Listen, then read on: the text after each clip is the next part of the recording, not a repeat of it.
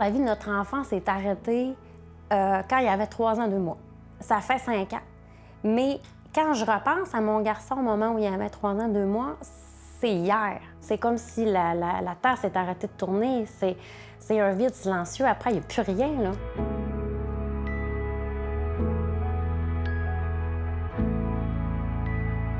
Notre enfant Lennox est né au mois de février en 2011.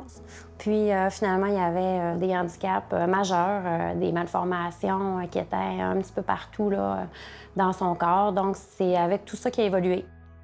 Quand mon garçon Lennox avait 15 mois, son petit frère est né. Il y avait une proximité énorme entre les deux. J'ai rencontré Michael à un jeune âge, j'avais 14 ans, il en avait 15. Quand on a eu dans la vingtaine, on s'est rendu compte qu'il y avait un grain de beauté qui était suspect. Il est allé à l'hôpital.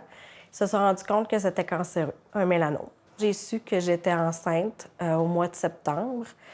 Michael, il est tombé évanoui. Et à partir de ce moment-là, on a su que c'était tombé dans le cerveau et que c'était final, qu'il y en avait pour quelques mois.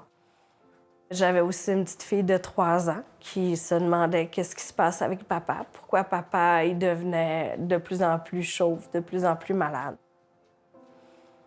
Au moment où il est décédé, son frère plus jeune, mais ça, on avait 2 ans. Dans les premiers instants, je pense que ça a été notre bouée de sauvetage en même temps, de vivre ce quotidien-là, puis d'être dans les soins, puis d'être dans une routine, puis dans un encadrement, puis de mettre en place les choses pour lui. Puis en même temps, lui, il est habitué d'être un petit peu à l'écart, tu sais, de passer en deuxième. Puis là, il devient un peu le centre de l'univers. On a vu le caractère, un changement de personnalité. On demeurait à Valleyfield. L'hôpital était au centre-ville de Montréal. Dans les belles journées, en auto, ça prend 1h30, 1h45. Fait que mon deuil, je l'ai fait beaucoup en auto. J'ai pleuré beaucoup, beaucoup en auto. Là, ce voyage-là, c'était mon moment où je pleurais puis que je m'apercevais de tout ce qui allait se passer. Quand j'ai accouché, quand Naomi m'a vue à l'hôpital, dormir là avec la jaquette d'hôpital, elle a eu peur. Elle a eu peur parce qu'elle avait vu son père mourir quelques mois avant. Pour la rassurer, je suis allée chercher de l'aide pour elle. Puis en même temps qu'elle recevait de l'aide pour elle, moi, je suis allée me chercher de l'aide pour moi aussi. Une travailleuse sociale. Pour mes sons, de toujours avoir son frère en parole, en pensée, mais jamais dans le concret. Donc là, il y a eu beaucoup d'incompréhension. Il y avait aussi besoin d'en parler, puis il y avait beaucoup, beaucoup de questions. Il ne faut pas hésiter souvent à aller frapper à des portes pour aller chercher des services. Ça ne veut pas dire qu'on n'est pas en mesure de le donner, ça veut juste dire, ou d'accompagner notre enfant, ça veut juste dire que, momentanément, ça ne sera pas moi qui va jouer ce rôle-là, mais je vais t'accompagner quand même là-dedans.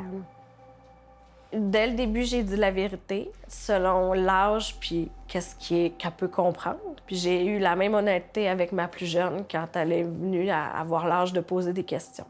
Ton père, il aimerait vraiment ça être avec toi aujourd'hui. Ton père, il a été malade, son corps n'a pas suivi. Ton père est dans le ciel.